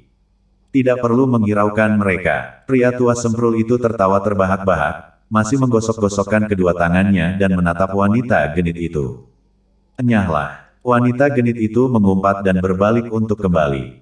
Wow, dasar pelacur. Pria tua semprul itu mengendus aroma yang tersisa di udara dengan raut muka menyenangkan yang benar-benar semprul di luar kesemprulan.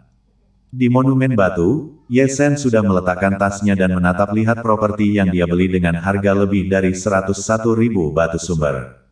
Rumah itu memang hanya seluas 101.000 meter persegi, tidak lebih sedikit, tidak kurang sedikit, dengan beberapa bunga dan tanaman yang tidak terlalu mahal yang ditanam secara ikonik, dan sisanya hanya meja batu dan 2 kursi batu.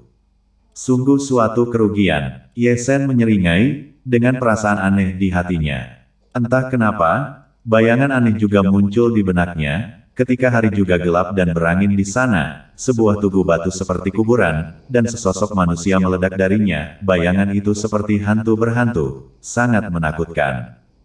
Tetapi ketika dia memikirkannya, dia merasa lega. Ini adalah kota hantu, di mana energi spiritual berlimpah, dan yang terpenting adalah aman, jadi Anda tidak perlu takut di luar. Dibandingkan dengannya, elang kecil jauh lebih bahagia, berubah menjadi burung pipit kecil, dan 101.000 ruang sudah cukup baginya. Dia akan menjadi orang miskin lagi. Menatap tas penyimpanannya yang kosong, Ye Sen tidak berdaya. Dia menatap ke arah 9 surga yang halus, berdoa agar orang yang telah bereinkarnasi adalah seseorang dengan status terhormat yang telah membuka ingatan kehidupan masa lalunya, dan dengan mereka menutupi dirinya, dia akan berada dalam posisi yang jauh lebih baik daripada sekarang. Setelah beristirahat sejenak, Ye Sen mulai menyiapkan formasi pengumpulan roh. Dia tidak terlalu mahir dalam formasi, setidaknya tidak semahir Gu Santong dan Taois Wu Ya, tapi dia masih fasih dalam formasi rendah formasi pengumpulan roh, dan energi spiritual di Yudu sangat melimpah, menjadikannya tempat yang baik untuk berkultivasi. Setengah jam kemudian, formasi pengumpulan roh sedang beroperasi, mengumpulkan energi spiritual dari segala arah dan membentuk pusaran air yang sangat besar. Tidak buruk, Ye Sen menatap pusaran energi spiritual dengan sangat lega. Energi spiritual alam surgawi jauh lebih murni daripada energi spiritual Chu Agung, dan pada dasarnya tidak perlu dimurnikan, dan yang paling penting, itu mengandung sedikit banyak jejak asal mula langit dan bumi, yang tidak dimiliki oleh Chu Agung. Anak kecil, apakah itu di sana? Saat dia menatap, pintu batu bergetar, itu adalah tetangga Ye Sen, wanita rubah yang menawan, suaranya masih renyah, mendengarnya di telinga seseorang hanya merasakan mati rasa lembut di sekujur tubuhnya, terutama mendengar nama orang kecil, Ye Sen hanya merasa aneh. Kalau begitu tanggapi, tidak mendengar jawaban, rubah wanita yang menawan itu memblokir mulutnya. Ada apa? Ye Sen berteriak samar. Secara alami, aku mencarimu untuk sesuatu. Dalam kultivasi, saya tidak bebas. Kata-kata Ye Sen tetap datar, kembali pada malam dia turun ke bintang burung vermilion. Dia telah menatap wanita rubah yang menawan dan tahu apa wanita rubah yang menawan itu dalam bentuk aslinya, seekor rubah. Di permukaan, itu adalah teknik pesona, tetapi pada kenyataannya, itu adalah teknik rahasia memetik yang, terus terang, itu adalah melakukan hubungan intim dengan seorang pembudidaya pria, dan saat bercinta, untuk menarik energi kejantanan pembudidaya pria untuk digunakan sendiri. Bukan hal yang baru bagi Ye Sen untuk menatap teknik seperti itu di Great Chu. Seseorang yang disadap-yangnya selama bertahun-tahun secara bertahap akan kehilangan ki dan darahnya, dan konsekuensinya mudah dibayangkan. Wanita genit itu mendatanginya tanpa diundang, dan dia tahu dengan bokongnya bahwa itu tidak baik, kemungkinan besar karena dia menatap darah ki-nya yang agung. Meskipun Ye Sen telah menyembunyikan garis keturunan tubuh sucinya, wanita rubah itu pasti mencium sesuatu. Jika tidak, mengapa dia tidak mencari Pang Tong, yang kultivasinya jauh lebih tinggi darinya, belum lagi penampilannya, itu hanya lelucon. Bisakah kamu tahan menatap orang-orang berdiri di luar? Di luar pintu, wanita genit itu berbicara lagi, matanya yang berair, dengan tatapan halus dan sedih, berkata dan tidak lupa untuk menggosoknya yang telanjang. Mata wanita itu berair, dengan tampilan yang halus dan agresif, dan dia bahkan lupa untuk menggosok tubuh yang terbuka, memperlihatkan kulitnya yang putih dan lembut, dan postur tubuhnya yang mempesona begitu jelas sehingga orang yang tidak berpikiran kuat tidak dapat menghentikannya. Pintu batu terbuka, Ye Sen mengangkat kakinya keluar, tetapi bukan untuk rubah yang menawan untuk membuka pintu, tetapi untuk pergi ke atas untuk menemukan reinkarnasi orang tersebut. Sudah kuduga, kamu masih memiliki hati untuk orang lain. Menatap Ye Sen keluar, wanita rubah itu menekan dirinya sendiri, dengan lembut memetik dagu Ye Sen, tertawa dengan nada mempesona, menggigit bibir merahnya dengan lembut, gaun neon dari celana giok, dan dia menumpahkan, setiap inci dari kulit itu, bersinar dengan kilau menawan yang tidak dapat ditolak oleh para pria. Raja Semu yang besar, merayu seorang junior, itu tidak baik. Ye Sen dengan lembut mendorong jari-jari giok wanita genit itu. Apakah adikku tidak cantik? Cantik, sangat cantik, tapi aku masih suka wanita tanpa ekor. Cocotmu?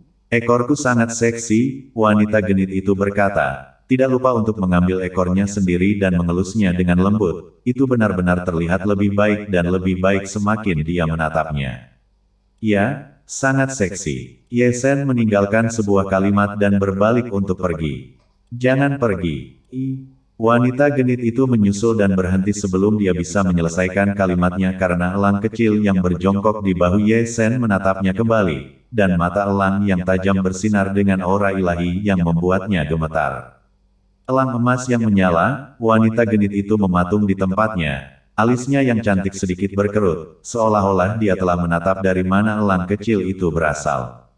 Masih kamu yang memiliki kekuatan untuk mengejutkan. Di depannya, Ye Sen berjalan di jalan setapak yang sunyi dan tidak bisa menahan diri untuk tidak melirik ke samping ke arah elang kecil. Garis keturunan elang kecil sangat kuat, sebanding dengan garis keturunan rubah ekor 6 dari keluarga kerajaan klan rubah. Bukankah itu sebanding dengan satu ekor rubah yang menawan? Sebagai Raja Semu, dia jauh lebih buruk dari elang kecil. Kakak, jangan main-main dengannya jika kamu baik-baik saja. Elang kecil mengirimkan suara ke Ye Sen. Oh.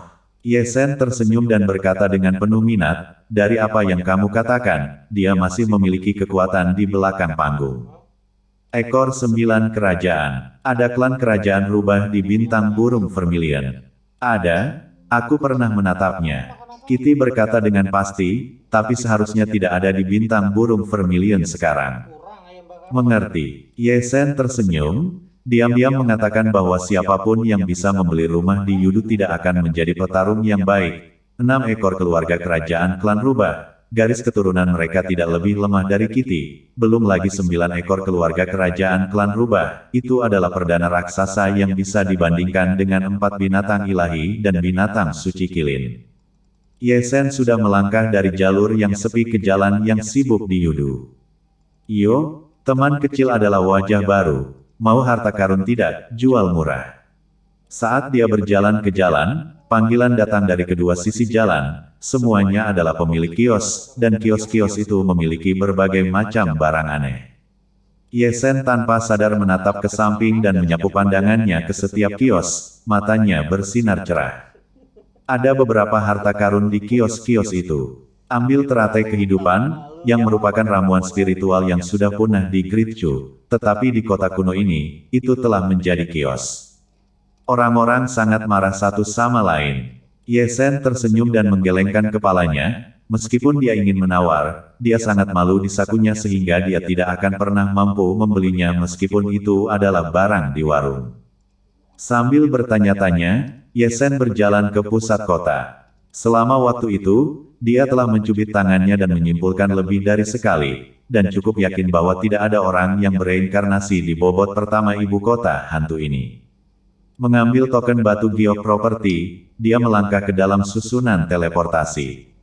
Ketika dia muncul kembali, itu sudah menjadi langit kedua dari Phantom Capital. Dibandingkan dengan surga pertama Phantom Capital, surga kedua Phantom Capital ini jauh lebih kecil, tetapi energi spiritualnya lebih dari 2 kali lebih padat. Tingkat ibu kota hantu jelas, properti di surga pertama semuanya berukuran 10 kaki persegi, sedangkan surga kedua berukuran 20 kaki persegi. Adapun properti yang berukuran 30 kaki persegi, Anda hanya akan menemukannya di surga ketiga, tetapi hanya sedikit orang yang mampu membelinya. 300.000 batu sumber tidak cukup untuk ditabung oleh seorang pembudidaya biasa seumur hidup. Tidak, Ye Sen berdiri diam dan menghitung dengan jarinya untuk waktu yang lama, tetapi tidak ada orang yang bereinkarnasi di surga kedua Yudu. Ye Sen memiringkan kepalanya lagi, dia tidak yakin di surga mana orang yang bereinkarnasi itu berada, tetapi sekarang sepertinya dia pasti tidak berada di surga pertama atau kedua. Ye Sen tersenyum tipis, diam-diam berpikir bahwa identitas orang yang bereinkarnasi tidaklah sederhana di bintang burung vermilion ini. Mulai dari bobot ketiga, itu bukan orang biasa, jika itu adalah bobot ke-9, maka itu pasti garis langsung dari garis langsung keluarga burung vermilion.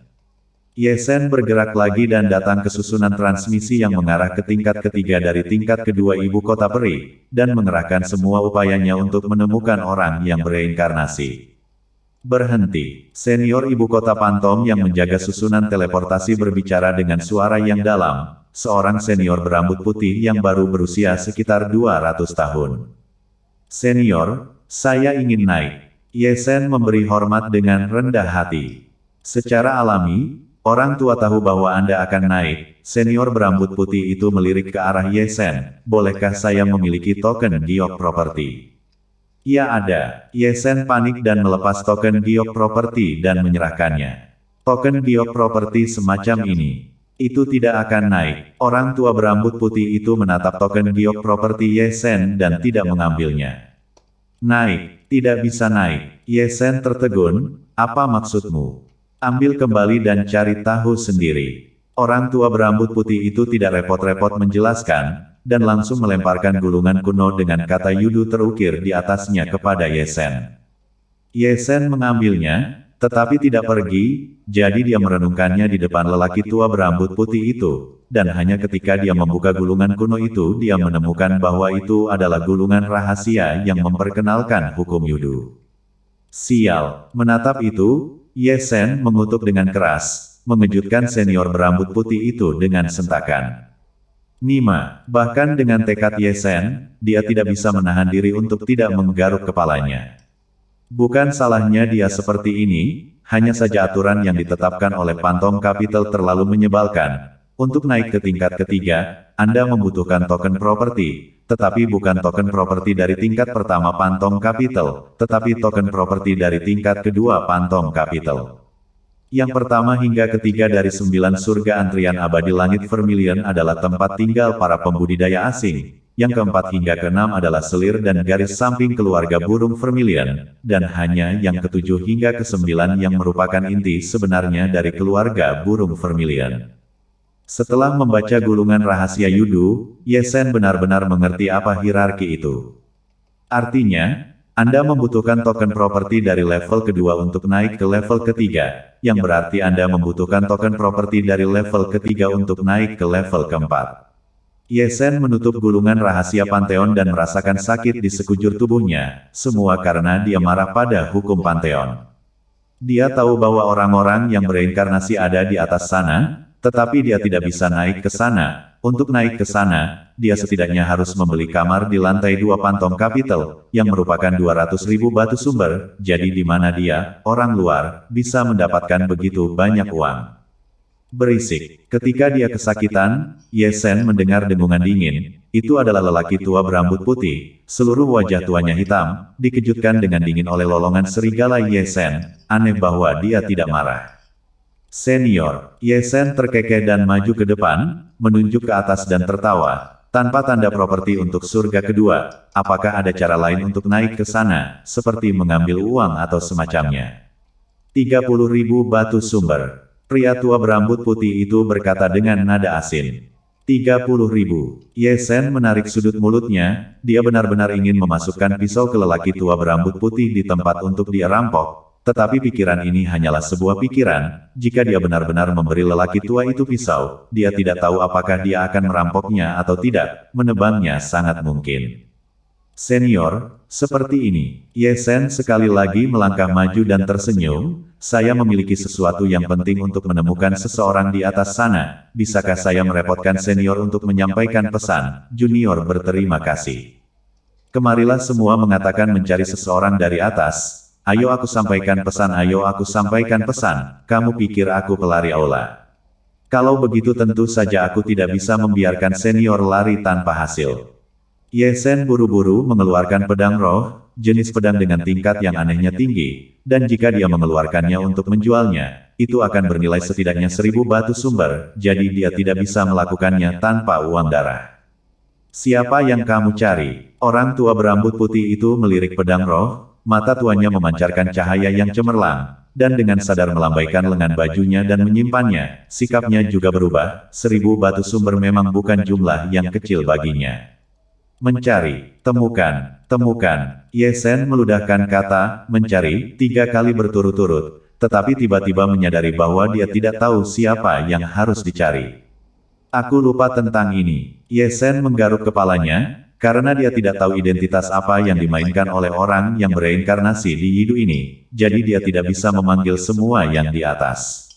Bahkan jika dia menjual seluruh hartanya, dia tidak akan bisa menjual uang sebanyak itu kepada lelaki tua berambut putih itu sebagai biaya pelarian. Siapa sebenarnya yang kamu cari? Melirik ke arah Ye Sen yang robek, lelaki tua berambut putih itu berbicara dengan suara yang dalam. Burung vermilion Ruotian. Ini, ambil pedangmu dan cepatlah pergi. Ye Sen layu dan berjalan di sepanjang jalan yang sibuk di surga kedua Yudu. Setelah berjalan jauh, dia masih bisa mendengar suara umpatan pria tua berambut putih itu, pergi, minggirlah. Tidak heran jika orang tua berambut putih itu mengumpat, siapa yang kamu cari selain burung vermilion? Apakah kamu tahu siapa orang itu? Ye Sen berdehem dan hanya berjalan 2 langkah lebih cepat, telinganya tidak terganggu. Memikirkan hal itu, Ye Sen mengangkat kepalanya lagi, mengharapkan orang yang bereinkarnasi itu turun dan berkeliling lebih sering, dan menyelamatkannya dari berlarian. Cepat, cepat, cepat. Saat dia berjalan, para pembudidaya yang datang dan pergi di jalan menjadi sangat terburu-buru sehingga mereka berjalan terlalu cepat dan hampir menjatuhkan Ye Sen. Ye Sen menatap ke kiri dan ke kanan dan mengikuti arus orang. Tidak lama kemudian dia berhenti di depan sebuah monumen batu besar, dan para pembudidaya yang berkumpul di sini dapat digambarkan sebagai lautan manusia. Hanya ketika Ye Sen memusatkan pandangannya, dia menemukan daftar kerajaan yang tergantung di atas monumen batu besar, di mana beberapa kata besar menarik perhatiannya, perintah perekrutan alkemis.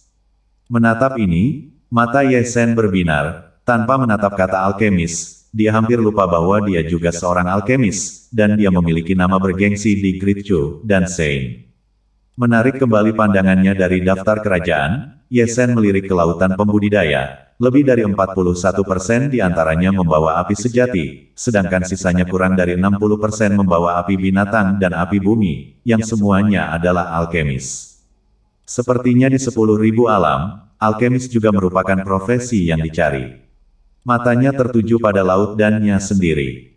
Laut dan miliknya, yang tidak kosong, memiliki nyala api keemasan dan gumpalan petir surgawi hitam pekat, yang merupakan api abadi dan petir surgawi, yang diambil dari tubuh dao api abadi dan tubuh dao petir surgawi sebelum dia meninggalkan Great Chu, tetapi hanya merupakan bagian dari tubuh dao api abadi dan tubuh dao petir surgawi.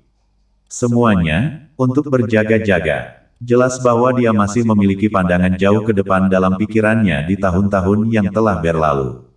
Api abadi masih terbukti sangat berguna untuk membantunya dalam membuat pil. Di Great Chu, dia adalah seorang suciwan dan sekarang dia telah maju ke alam surgawi dan memadatkan Yuan Sen-nya. Dia pikir dia dapat dengan mudah memurnikan pil nadi ke-6. Tentu saja, yang dia pedulikan bukanlah berapa banyak uang yang bisa dia peroleh dari memurnikan pil, tetapi keistimewaan apa yang dia miliki sebagai seorang alkemis di Yudu ini. Jika keistimewaan ini memungkinkannya untuk langsung pergi ke surga ke-9 Yudu, itu akan menghemat banyak usaha. Memikirkan hal ini, dia menarik seorang pemuda berpakaian ungu di depannya dan tersenyum. Sesama Taois, jika Anda terpilih sebagai alkemis, akan ada manfaatnya. Manfaat itu jauh lebih besar. Pemuda berpakaian ungu itu segera angkat bicara dan membicarakannya secara detail.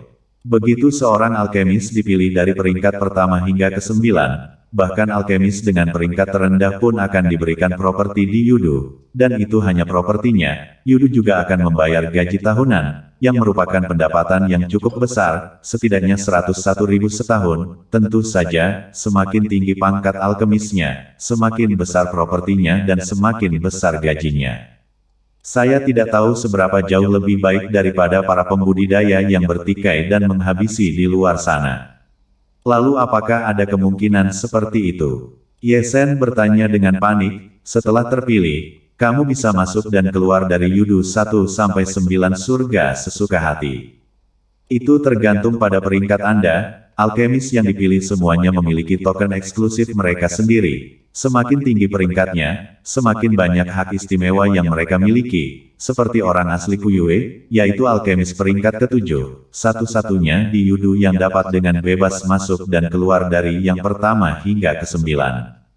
Kuyue asli, alkemis peringkat ke-7. Ye Sen mengusap dagunya, itu berarti dia bisa memurnikan pil peringkat ke-7. Sudah mendaftar.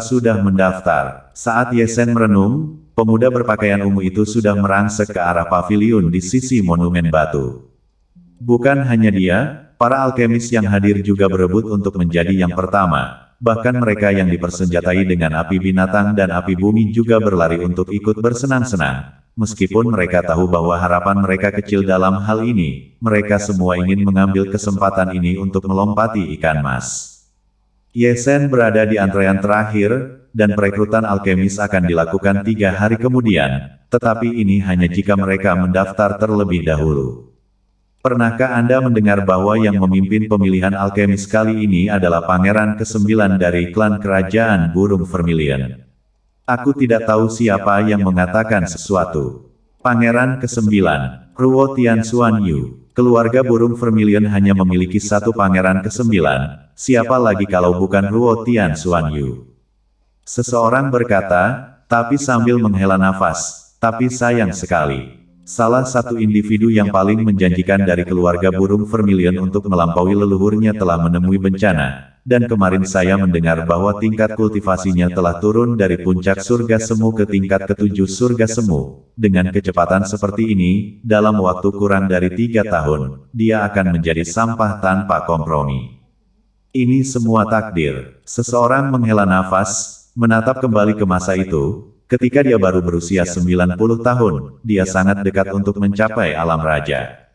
Siapa yang mengatakan sebaliknya? Ruo Tianxuan Yu. Di belakangnya, Ye Sen bergumam, ini adalah nama pertama yang dia dengar tentang keluarga Burung Vermilion selain Ruo Tian Vermilion Bird. 90 tahun di puncak Raja Semu, betapa tidak bisa dipercaya bakat ini. Hati Ye Sen lebih dari sedikit terkejut, berdasarkan waktu relatif. 90 tahun di puncak Raja Semu, bahwa bakat Ruo Tianxuan Yu bahkan selangkah lebih tinggi dari anak magangnya, Si Yan, orang yang menentang surga, kekuatan bakatnya di atas seluruh Great Chu. Ketika berbicara tentang Si Yan, pikiran Ye Sen sedikit kesurupan. Dia masih ingat bayangan Si Yan sebelum dia meninggal, pedih dan sedih, memintanya untuk berjanji untuk menikahinya di kehidupan selanjutnya. Tetapi dia tidak tahu apakah surga yang tanpa ampun akan memberinya kehidupan setelah kematian.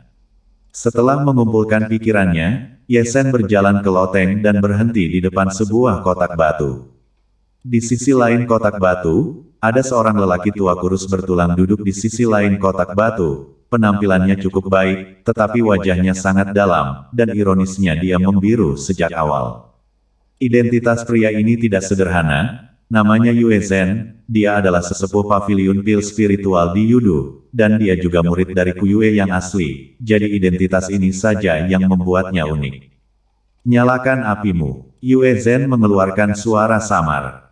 Ye Sen tidak memamerkannya dan mempersembahkan api abadi miliknya dengan jentikan tangannya, tetapi mengubahnya menjadi ungu untuk menyembunyikannya dari mata dan telinga. Benar-benar api yang murni. Mata Yue Chen menyipit, dan ketika mereka kembali normal, semuanya masih berkedip-kedip dengan cahaya yang halus, dan yang samar-samar terlihat adalah ada sentuhan keserakahan yang bercampur dengan cahaya itu. Senior, saya memenuhi syarat untuk berpartisipasi. Ye Sen menyingkirkan api abadi tanpa mengubah wajahnya dan menatap Yue Zhen. Tentu saja, saya mau. Yue Zhen berteriak samar dan melirik Ye Sen sebelum memberikan token giok dengan angka terukir di atasnya. Teteskan darahmu ke dalamnya dan pergi ke paviliun pengamat surga dalam 9 hari. Terima kasih banyak. Ye Sen mengambil token giok itu dan berbalik untuk berjalan keluar dari paviliun. Awasi dia untukku, menatap ke arah Ye Sen pergi. Yue Zhen mengirimkan suara kepada orang di belakangnya, begitu kamu meninggalkan kota, selesaikanlah. Kalau begitu api yang sebenarnya. Secara alami, kembalikan. Yue Zhen tersenyum pelan, pada bulan Januari nanti adalah hari ulang tahun guru. Kupikir hadiah ulang tahun ini, orang tuanya akan sangat menyukainya. Setelah meninggalkan paviliun, Ye Sen langsung menuju ke pusat kota, untuk kembali ke tingkat pertama Phantom Capital melalui susunan teleportasi. Sepanjang jalan, Ye Sen pada dasarnya tidak memalingkan muka, terutama karena terlalu banyak harta karun yang dipajang di kios-kios di kedua sisi jalan, yang membuat tangannya gatal untuk menatapnya, dan tanpa uang, dia hanya memilih untuk tidak menatapnya, dan tidak menatapnya tanpa hasil. Saat dia berjalan, Ye Sen tidak bisa menahan diri untuk tidak menginjakkan kakinya, mengusap dagunya dan menatap ke sebuah paviliun di sisinya. Paviliun itu bisa digambarkan megah, dengan pagar berukir di sekelilingnya, terutama plakat yang tergantung di atasnya, yang sangat menarik perhatian, rumah judi. Pemandangan rumah judi itu membuat Ye Sen teringat akan apa yang terjadi saat itu. Saat itu masih di kota Dan, sebelum konferensi Doudan, juga di rumah judi. Dia memenangkan banyak uang dengan dominasi Immortal Will Eye miliknya, membekukan rumah judi dan harus turun tangan. Itulah pertemuan pertamanya dengan Ling Xiao. Itu adalah pertama kalinya dia bertemu Ling Xiao, dan setelah bertemu dengan rumah judi lagi, dia menemukan cara lain untuk mendapatkan uang. Tempat yang bagus. Cahaya terang melintas di mata Ye Sen dan dia dengan sadar masuk. Saat dia kekurangan uang, dia tidak akan bersikap sopan. Begitu dia masuk, Ye Sen merasakan cahaya terang di matanya. Rumah judi itu dibagi menjadi 3 tingkat, atas, tengah dan bawah. Tidak seperti kekacauan yang dia bayangkan, tempat itu didekorasi dengan mewah, dengan bebatuan dan air yang mengalir, dan tanaman spiritual yang ditanam di banyak tempat, membuat orang berpikir bahwa ini bukan kasino, tetapi taman belakang. Besar, besar, kecil, kecil. Masalah umum di rumah judi, berada di dalamnya, Anda dapat mendengar suara teriakan di mana-mana, meja judi dipenuhi dengan sosok-sosok, masing-masing dengan wajah merah dan masing-masing dengan suara terbata-bata. Ye Sen menatap ke kiri dan ke kanan, dan secara tidak sengaja juga menatap 2 kali ke lantai 2 dan 3. Itu adalah kasino orang kaya dan terkenal, dan orang miskin seperti dia tidak akan punya uang untuk bertaruh bahkan jika dia pergi ke sana. Dia, yang terbiasa berhati-hati, tidak akan berlari ke sana untuk menarik perhatian. Saat dia berjalan, seseorang menepuk Ye Sen di belakangnya. Ketika Ye Sen menoleh ke belakang, dia menatap seorang pria tua semprul dengan wajah tua yang babak belur, tidak lain adalah orang yang bernama Fan Tong itu. Ketika dia menatap Fan Tuan, Ye Sen menyipitkan matanya dan menyapu lengannya, yang menggembung dengan batu sumber, dan sepertinya dia datang untuk mengambil kesempatan dengan uang di sakunya, tetapi apakah dia akan menang atau tidak diketahui. Saya tidak yakin apakah saya akan menang atau tidak. Fan menyatu dengan penampilan seorang pria yang saleh dan mengelus jenggotnya dengan pidato yang panjang. Siapa di antara mereka yang datang ke sini yang tidak menganggur dengan rasa sakit telur? Bahkan di dunia pembudidaya, tidak ada 6 akar murni, semua orang memiliki keserakahan, dan para pembudidaya tidak terkecuali, mereka semua ingin mendapatkan sesuatu secara cuma-cuma dan naik ke surga dalam 1 langkah. Bagaimana? Apakah Anda pernah ke rumah judi di dunia pembudidaya? Fan Tong mengatupkan alisnya ke arah Ye Sen sejenak. Pernah ke satu di alam fana, pertama kali di alam pembudidaya. Kata Ye Sen berpura-pura tidak tahu apa-apa tentang itu. Benar, tempat ini tidak jauh berbeda dengan alam fana. Fan Tong memperlihatkan seteguk gigi kuning tua dan berkata, tidak lupa untuk bergerak 1 menit lebih dekat ke Ye Sen dan berbisik, mohon ingatkan Anda bahwa ada larangan bawaan di sini, jangan bermain pintar dan gerakan trik individu para pembudidaya itu. Bagaimana jika saya tidak memindahkannya dengan sembarangan? Ye Shen memandang Fan Tong dengan penuh minat. Itu akan menjadi pertarungan yang bahkan ibumu sendiri tidak akan mengenalimu. Fan Tong berdeham, menatap raut mukanya, dia tidak banyak dipukuli di rumah judi. Aku penasaran, pemilik rumah judi ini, apakah seseorang dari keluarga burung vermilion? Itu tidak benar. Fan bersatu menatap ke kiri dan ke kanan di salah satu meja judi sementara dia dengan santai menjawab. Ye Shen menyipitkan mata dan menjadi tertarik. Keluarga burung vermilion mengizinkan orang luar untuk membuka kasino di Yudu. Menurutmu kasino ini dibuka tanpa bayaran? Fan Tong melirik Ye Shen, tahukah Anda bahwa hanya kasino ini yang harus membayar 1 juta batu sumber kepada keluarga burung vermilion sebagai uang sewa setiap tahun?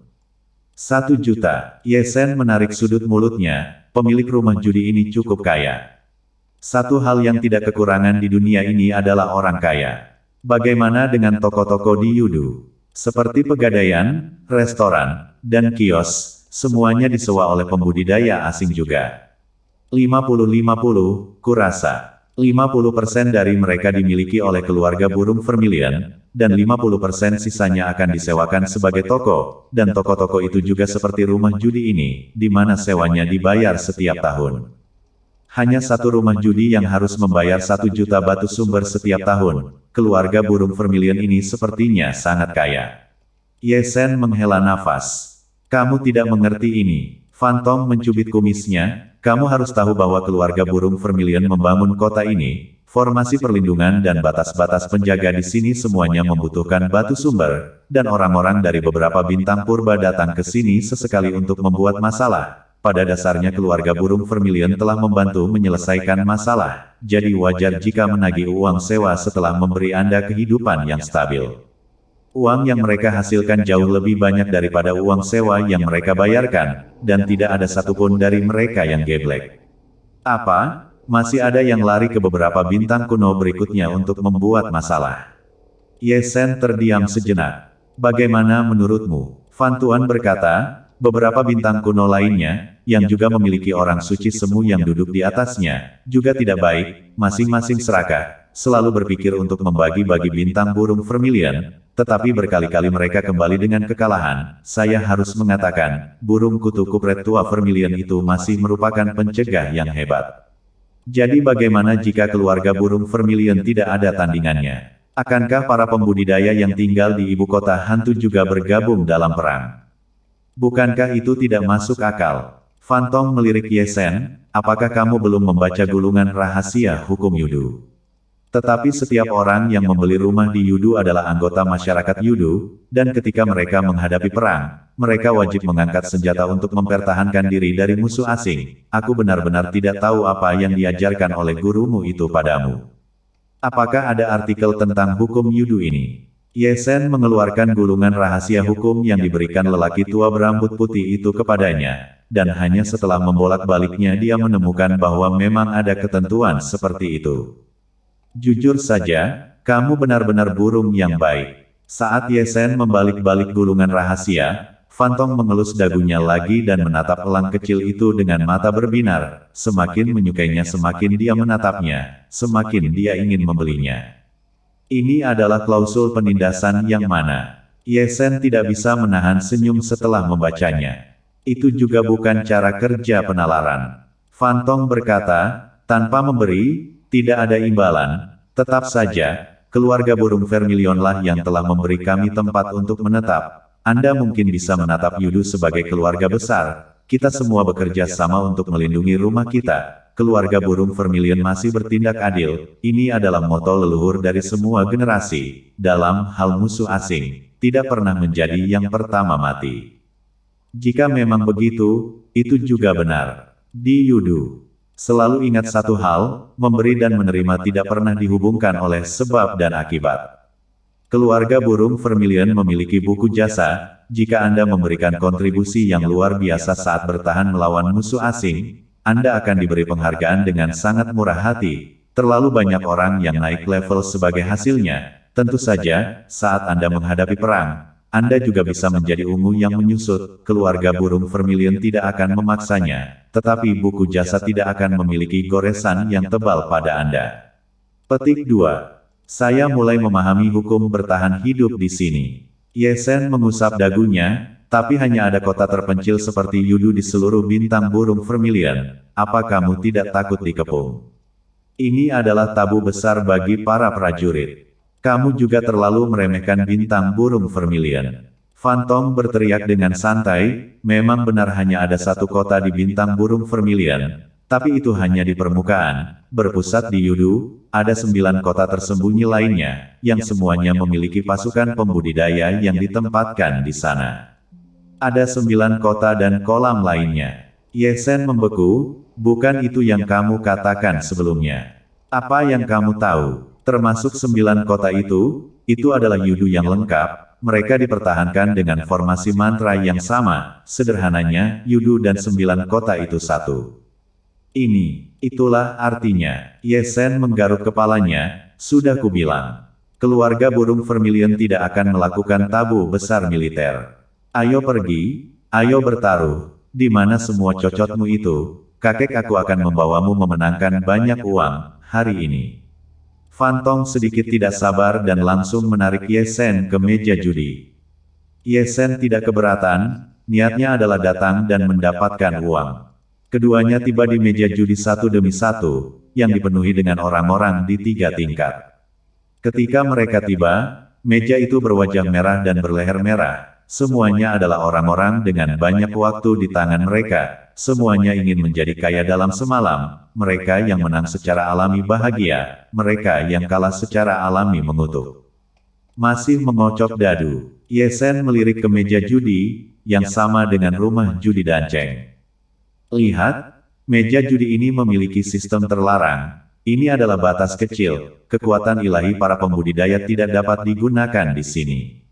Fan menunjuk ke meja dan memperkenalkannya kepada Ye Sen. Ada juga mangkuk besar untuk mengocok dadu. Itu juga merupakan senjata sihir khusus. Kekuatan ilahi pembudidaya semuanya tidak efektif. Bahkan mata surgawi tidak dapat menatap melalui ukuran dadu.